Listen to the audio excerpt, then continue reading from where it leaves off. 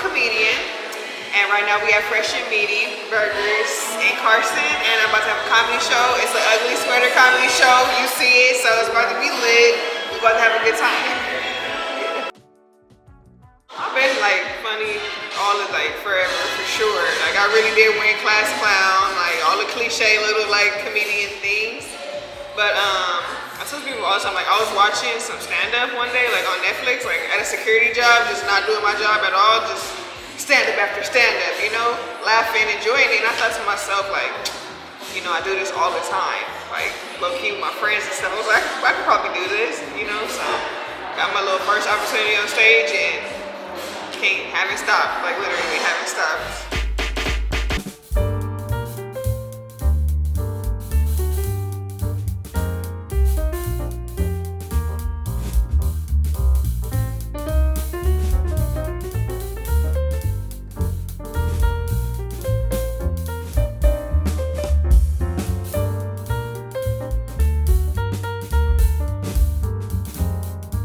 I do this because I don't think that we don't have the Laugh Factory, we don't have the improv, we don't have no comedy club in the hood, so we deserve to laugh too, you know what I mean? We deserve to heal too, so I feel like I give artists an opportunity to get on stage, and I give the community opportunity to have something to go to and laugh and be like, what's a comedy show? I've never been to a comedy show. A lot of black people never been to a comedy show, so I think, you know, I'm trying to make something different. I think when I first started doing my own shows, you know, like it was kind of more towards the pandemic where like those clubs wasn't open.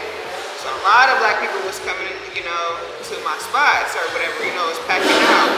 And then I just started thinking like, okay, I have to continue this. Like people like this, people come here and, you know, and it's a need for it. And so then now I just can't stop. Even if I try not to do a show, they're like, we got this spot for you, we need you to, I'm like, all right. So it's kind of like, it's one of those things where like meant to be.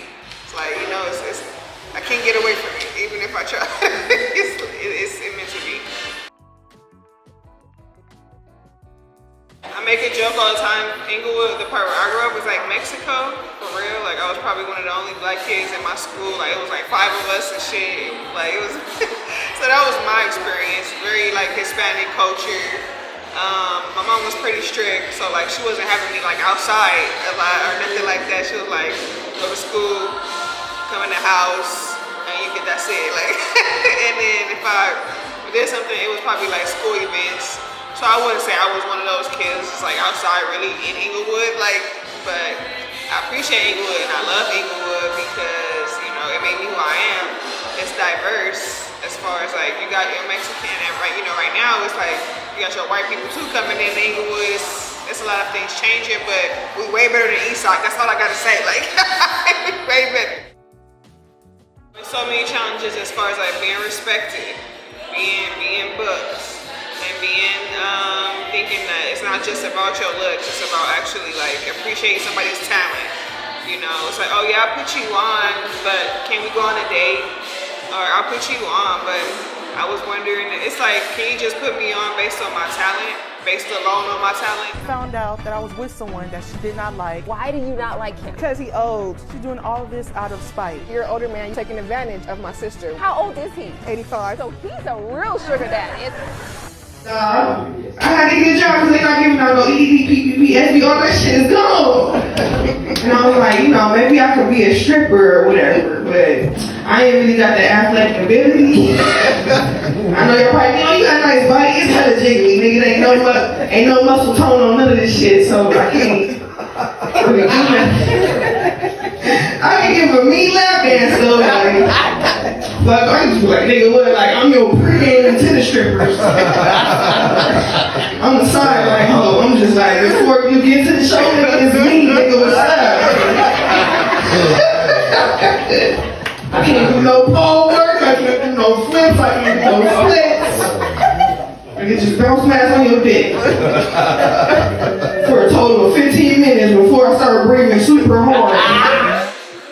Any female comedian can tell you this.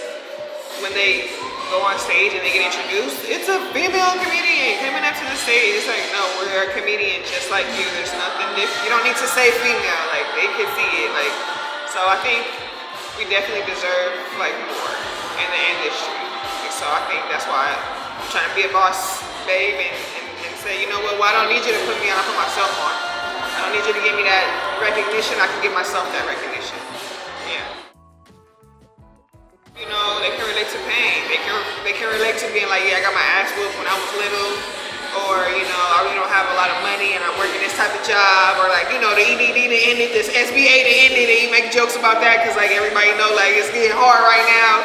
So, you know, just being like, I know how it is, you know. I think what makes a comedian different than a regular person is we just say what everybody else is afraid to say.